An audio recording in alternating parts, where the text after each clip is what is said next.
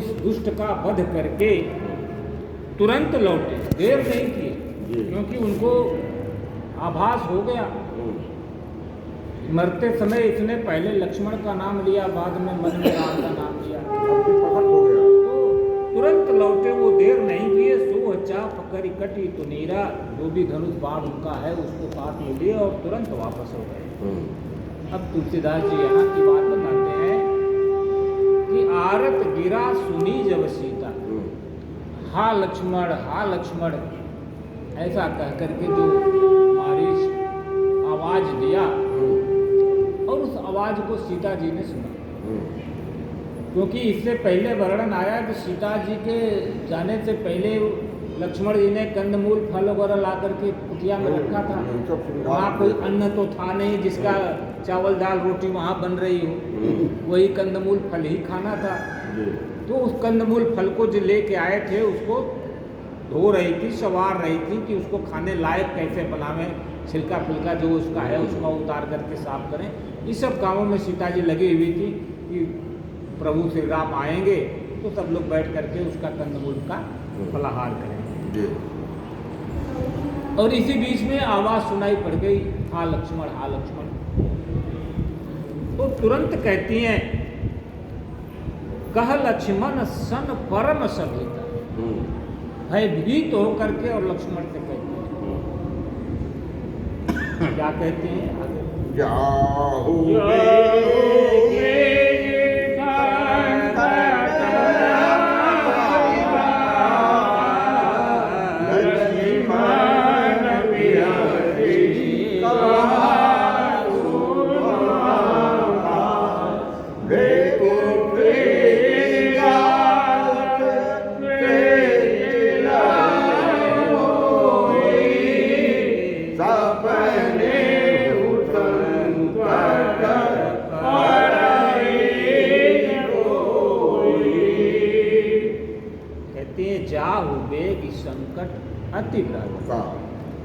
लक्ष्मण ऐसा लग रहा है कि तुम्हारे भाई संकट में पड़ गए।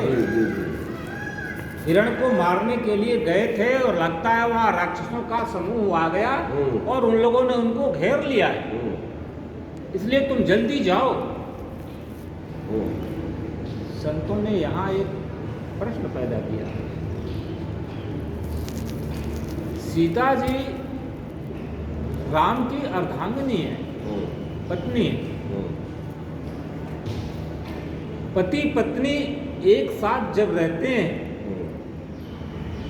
और पति पत्नी ही क्यों, और भी जिसके साथ आप ज्यादा समय गुजारते हैं, व्यक्ति उसका आवाज पहचानने लगता है। आवाज पहचान जाएगा जी। अगर उसके स्वरूप को न भी देखे तो पति अगर कहीं दूर से भी आवाज दे रहा है तो पत्नी पहचान लेती है कि हमारे पति आ गए। पत्नी अगर कहीं दूर है, वो उसकी आवाज अगर सुनाई पड़ गई, बिना देखे भी पति पहचान लेता है कि हमारी पत्नी बोल रही है, कि हमारी पत्नी। सीता जी राम के आवाज को क्यों नहीं पहचान पाई? उनको इस बात का आभास क्यों नहीं हुआ कि नहीं, ये आवाज राम का तो नहीं,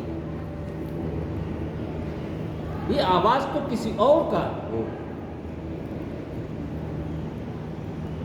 मारीच ने बोला था ना, हा लक्ष्मण, राम ने तो बोला नहीं था। तो कहते हैं कि आवाज बाणी तो बदलती नहीं किसी की। जी नहीं बदलेगी। तो फिर यहाँ राम की बाणी नहीं है, राम की यह आवाज नहीं है, इस बात को सीता जी ने क्यों नहीं परखा?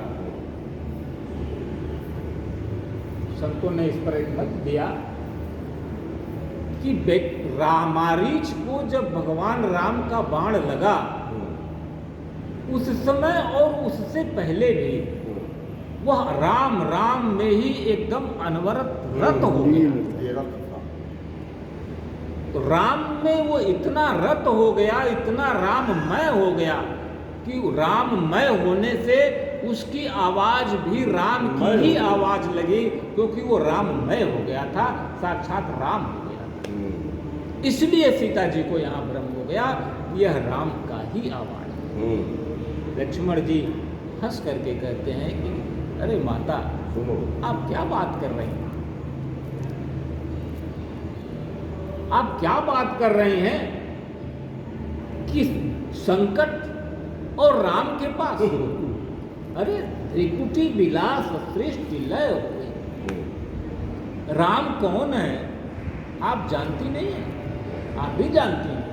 मैं नहीं जानती।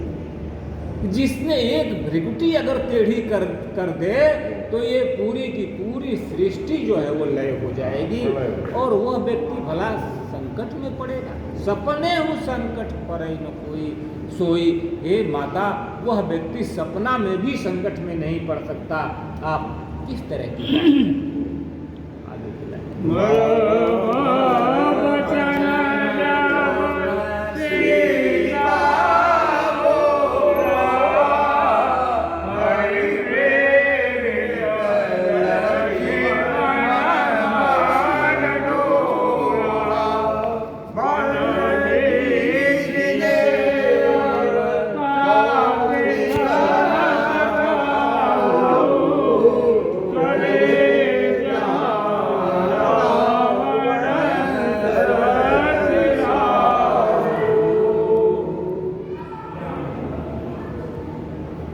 लक्ष्मण जी ने इस तरह की बात कही तो तुलसीदास जी कहते हैं कि मरम वचन जब सीता बोला, सीता जी ने मरम वचन बोला, चुभने वाला था। अब मरम वचन क्या बोला, यहां भी संतों का मतभेद है। जैसा अभी सैनी जी बोल गए चुभने वाली बात, तो कुछ संतों का कहना है कि चुभने वाली बात बोला, लेकिन कुछ लोग कहते हैं कि नहीं, सीता जी ने चुभने वाली बात नहीं बोली। सीता जी ने वह बात बोली जो इससे आगे आया था कि लक्ष्मण हूं यह मर्म न जाना। इससे आगे प्रसंग आया था ना कि लक्ष्मण जी जब कंदमूल फल लेने के लिए गए थे तो भगवान ने सीता जी से कहा कि आप अग्नि में प्रवेश कर जाए। तो उस मर्म को सीता जी ने लक्ष्मण को बता दिया कि हे लक्ष्मण, आप चले जाओ, आपको जाने में कोई दोष नहीं है, कोई चिंता करने की बात नहीं है, क्योंकि ये कहानी है, मैं वो सीता हूं ही नहीं, और आप जाओगे नहीं तो दशानन आएगा नहीं, और दशानन आएगा नहीं तो देवताओं का काम नहीं होगा। इसलिए ये जो मर्म था, ये जो रहस्य था जिसको भगवान ने छिपा रखा था, इस मर्म को सीता जी ने लक्ष्मण को बता दिया। कुछ संतों का ये कहना, कुछ संतों का मत ये है कि नहीं, सीता जी ने कुछ ऐसी लगने वाली बात बोल दिया कि आप चाहते हो कि आपके भाई का नाश हो जाए, आपका भाई मर जाए, उसको राक्षस को घेर करके मार डालें, जो आधुनिक परिवेश में ज़्यादातर लोग करते हैं। इस बात को भी सीता जी ने बोला, क्योंकि भाई सीता जी वो तो मायावी सीता है, तो वो बोल भी सकती है, ऐसा कोई ये नहीं है। तो उनका ये कहना था कि तुम जानबूझ करके चाह रहे हो कि तुम्हारा भाई राक्षसों को घेर करके और मर जाए। तो ये बात सीता जी ने जो बोला चुभने वाली, तो लक्ष्मण जी को लग गई। और आगे तुलसीदास जी लिखते हैं कि हरि प्रेरित ईश्वर की भी कुछ इच्छा थी, बस लक्ष्मण मन डोला, और लक्ष्मण जी का मन जो है वो डोल गया। और वो कहते हैं कि हे माता, भाई के आदेश का उल्लंघन हो रहा है, प्रभु के आदेश का मैं उल्लंघन कर रहा हूं, लेकिन आपसे निवेदन है। तुलसीदास जी ने यहाँ इस लाइन का उल्लेख नहीं किया कि लक्ष्मण जी जाते समय कुटी के चारों तरफ रेखा खींच के गए। ये बात तुलसीदास जी ने इस जगह पे उल्लेख नहीं किया। इसका उल्लेख कहाँ आया है? लंका कांड में आया है, जब मंदोदरी कहती है रावण से कि आज तुम इतनी वीरता बखान रहे हो, उस दिन तुम्हारी वो वीरता कहाँ गई थी, वो समझा रही है ना कि मान जाओ मत करो लड़ाई। तो उस समय उसने कहा है कि उस दिन वो वीरता तुम्हारी कहाँ गई थी, जब उसके भाई के खींचे हुए रेखा को तुम पार नहीं कर पाए। लेकिन यहाँ तुलसीदास जी ने नहीं लिखा है। तो आगे वर्णन आता है कि लक्ष्मण जी वहाँ से उठते हैं और रेखा खींचते हैं, खींच करके प्रस्थान करते हैं। आगे की लाइन पढ़िए। सुन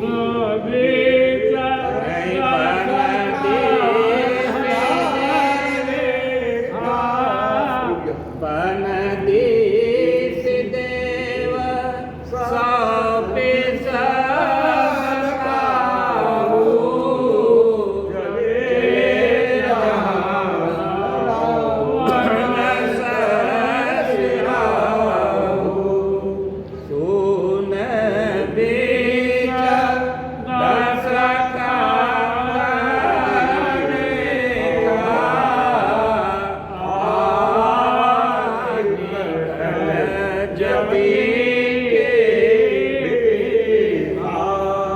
लक्ष्मण जी का मन जब डोल गया तो वो माता से प्रार्थना किए कि आप इस रेखा के बाहर नहीं जाना, और रेखा खींचते हुए यहाँ तो वर्णन नहीं है, लेकिन यहाँ इतना ही वर्णन है कि वन दिश देव सौंप सब काहू। वन के देवी देवता जो हैं दिशाओं को भगवान सूर्य को सौंप करके लक्ष्मण जी उस स्थान से चले जाते हैं। कहाँ जाते हैं? जहाँ रावण के राहु बैठे हुए हैं, अर्थात राम जहाँ हैं उस स्थान के लिए जाते हैं। और इसके पश्चात शून्य बीच दशकंधर देखा, आवा निकट जीती के वेशा। जब आश्रम पूरा हो गया तब दशकंधर वहाँ भेष बदल करके पहुँचता। विद्वान कहते हैं, संतों का मत है, सीता जी ने एक यहाँ बहुत बड़ा भूल किया। क्या भूल किया? जीवन में व्यक्ति अपने जीवन से, अपने आश्रम से, अपने घर से जब सच्चे साधु को निकालोगे तो बनावटी साधु प्रवेश करेगा। सच्चे साधु को, सच्चे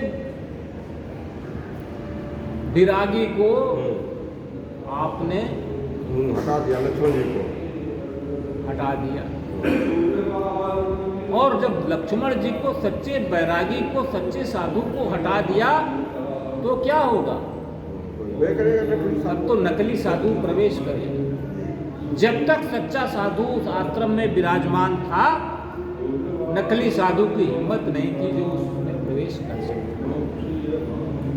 लेकिन आज सीता जी ने कुछ ऐसा मर्म का वचन कह दिया जिससे सच्चे साधु को, सच्चे बैरागी को बात लग गई और वो आश्रम से, उनके जीवन से निकल गए।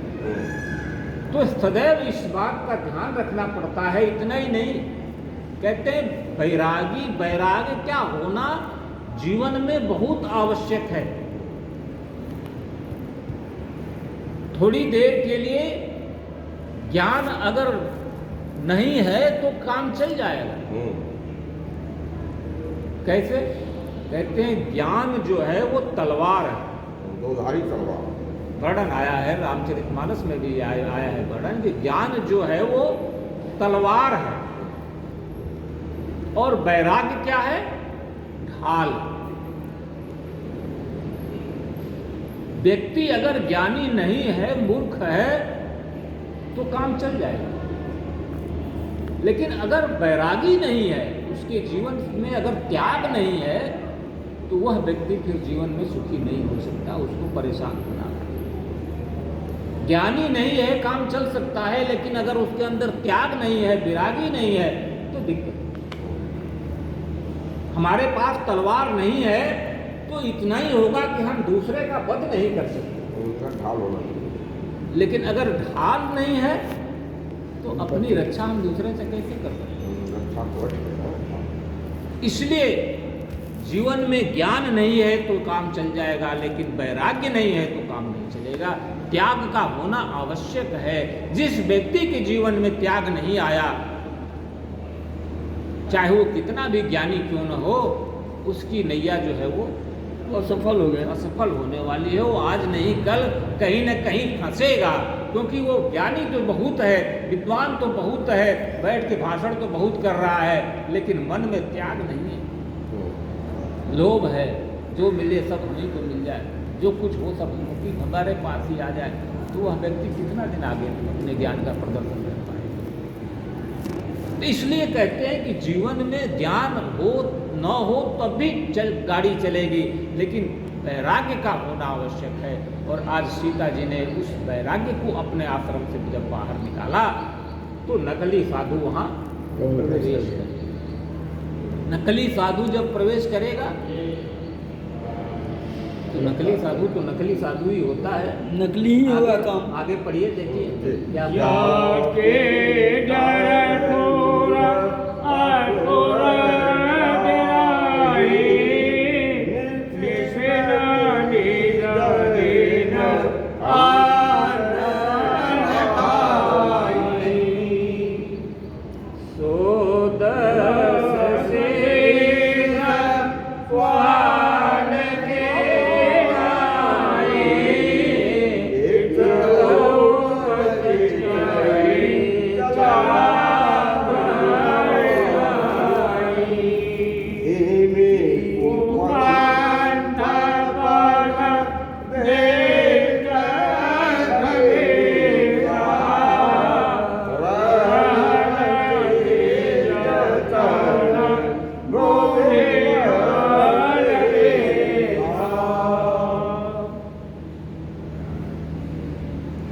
जति का वेश बना लिया, सन्यासी का वेश बना लिया, माला पहन लिया, गेरुआ वस्त्र लगा लिया।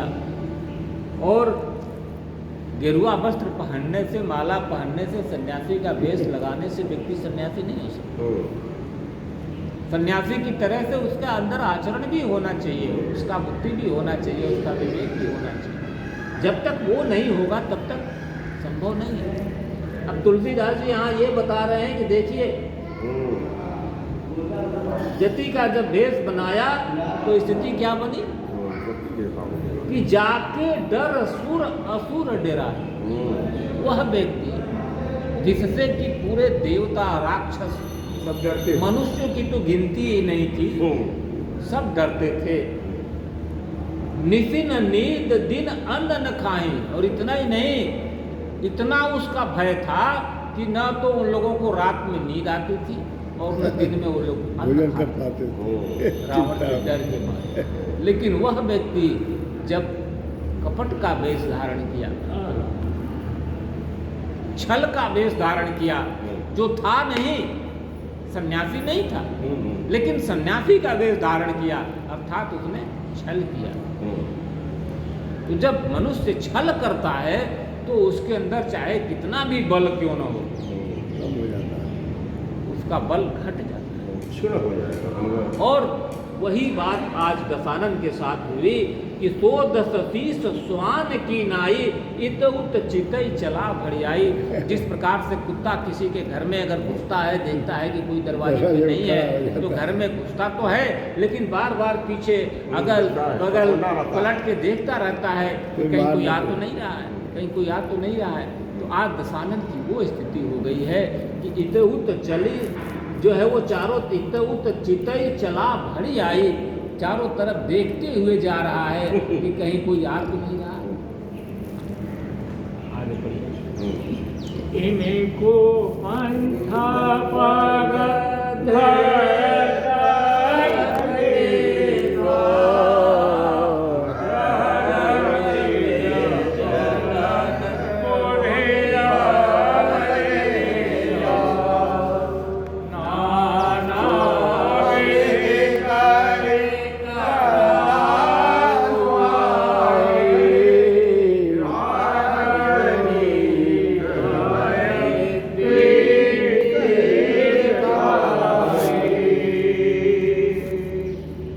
अब यहाँ खगेशा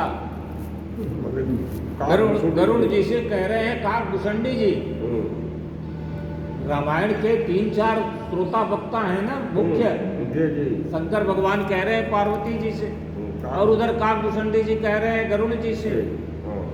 तो अब गरुण जी की यहाँ बात तुलसी जी कहते हैं कि काकभूषणी जी कह रहे हैं कि हे गरुण जी, जब व्यक्ति कुपंथ पर पैर रखता है तो उसके अंदर उसके तेज भी घट जाता है, उसका बल भी घट जाता है, उसकी बुद्धि बुद्धि भी। भी नहीं रह जाती। आज वही स्थिति रावण की हुई कि रावण ने अपना सब कुछ गंवा दिया। क्यों? भूल गया। कुपंथ पे चला गया, डर गया। कुमार गया। आज उसने जति का भेष बना लिया, धोखा का भेष बनाया, दूसरे को धोखा देना चाह रहा है और नाना विधि कर कथा सुनाई। दरवाजे पर जाकर के राजा जब वो माता से बोला कि भिक्षान दे, कोई है इस आश्रम में, मुझे भिक्षा दो। सीता माता देखी कि कोई सन्यासी आया हुआ है तो जो भी कंदमूल फल था उसको लेकर के आती हैं। तो जब दरवाजे पर आती हैं तो नाना विधि करी कथा सुधाई, कहते हैं वो अनेक प्रकार की कथा कहने लगा। सन्यासी का रूप बना के आया है तो कुछ प्रदर्शित करना है ना, कुछ न कुछ कथा पुराण कहेगा तभी तो और प्रभाव पड़ेगा। उस तरह के जो आडंबरी सन्यासी आते हैं ना जब यहाँ, तो वो कुछ ज्यादा ही कथा पुराण कहते हैं, अलग निरंजन करने लगते हैं, ज्यादा ही कथा पुराण कहने लगते हैं। तो वही कथा पुराण गाना विधि वहाँ सुनाना शुरू किया। सुनाना तो शुरू किया लेकिन चित्त उसका स्थिर तो था नहीं, मन में तो डर था कि कहीं ऐसा ना हो कि हम यहाँ कथे सुनाते राजा तब तक वो लौट आवे दोनों भाई। इस बात का भी डर था। तो जब आपका चित्त स्थिर नहीं होगा, बुद्धि स्थिर नहीं होगा, तो कोई भी कथा पुराण आप कहेंगे तो वो सही ढंग से नहीं कहेंगे। जो बात उसमें कहनी चाहिए वो नहीं कहेंगे, कुछ और बात ही कहना शुरू कर देंगे। तो रावण के साथ भी वही स्थिति हुई कि चित्त तो उसका डमाडोल था, तो कथा पुराण शुरू तो कुछ और किया और बाद में उसमें जाके कहने लगा कुछ और। तो जब कुछ कहने लगा और कहने लगा, उल्टा सीधी बात भी बोलने लगा उस कथा पुराण से हट करके, क्योंकि आगे के लिखा है कि राजनीति भय प्रीत दिखाई। अब वहां वो राजनीति की बात दिखा रहा है, भय भी दिखा रहा है, प्रीत भी दिखा रहा है कि कहाँ तुम कौन हो। उन्होंने बताया कि हम दशरथ की पुत्र वधू, राम की पत्नी, ऐसे ऐसे। अब वो लगा उनको बताने की कहाँ इस आश्रम में फंसी पड़ी हो, अरे हमारे साथ चलो, हम लंका के राजा हैं, सोने की नगरी है, सोने की नगरी है, वहाँ रखेंगे तुमको। आगे की लाइन पढ़िए, देखिए क्या। सीता जति गोसाई बोले बोले हो वचन दुष्ट की नाई। तब रावण निज रूप दिखावा, रावण निज रूप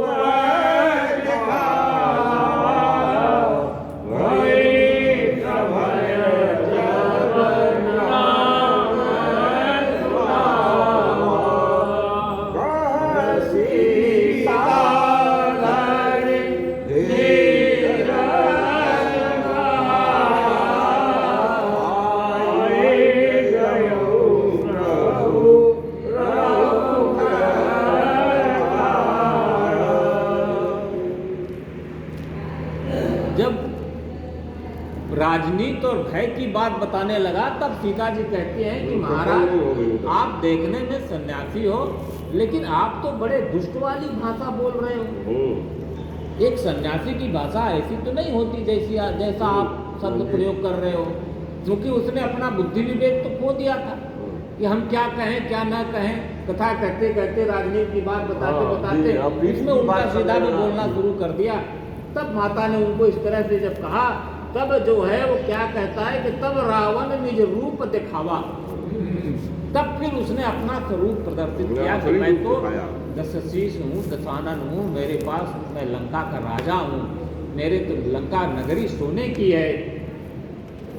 और भय जब नाम सुनावा, लेकिन जब नाम सुनाया तो सीता जी को भी थोड़ा डर हो गया। कह सीता धरि धीरज गाड़ा, लेकिन फिर धैर्य रख करके उन्होंने कहा कि ठहरो, अभी हम आई गए प्रभु रहु खल टाड़ा, भगवान राम अभी अभी आ रहे हैं, बस तुम खड़े तो रहो यहाँ। क्योंकि इससे पहले उसने रेखा का उल्लंघन करा लिया था सीता जी से। फर्क हो बोल गया करके कि बिना आप इस रेखा को उल्लंघन करके नहीं आएंगी तब तक मैं बधा हुआ भिक्षा नहीं लूंगा होगा। नहीं। तो माता जब भिक्षा लेकर के आ गई, क्योंकि जब उसने अच्छी अच्छी कहानी सुनाई, अच्छी अच्छी बात सुनाई, तो उनको लगा कि वाकई सन्यासी है, पति भूखा है। भूखा है, आ गई। तब आगे तुलसीदास जी कहते हैं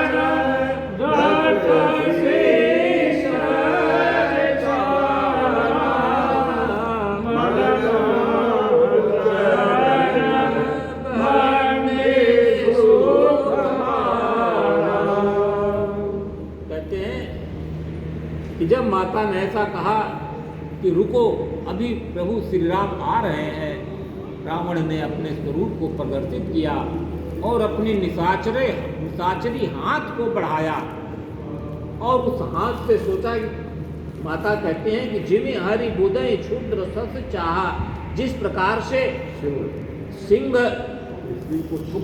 के स्त्री को खरगोश अगर पकड़ना चाहे तो क्या भला ऐसा हो सकता है?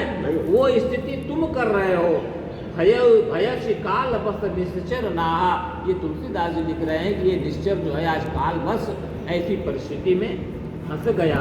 उन तब वचन दश शीश रिसाना, ऐसा बात सुनकर के रावण क्रोधित हुआ, लेकिन मन ही मन सीता को प्रणाम भी किया। मनम उच्चारण बंद सुख माना, प्रणाम भी किया और अपने राक्षसी हाथ को बढ़ाया। किस लिए? सीता को पकड़ करके बैठाने के लिए। तब तुलसीदास जी कहते हैं क्रोधवंत तब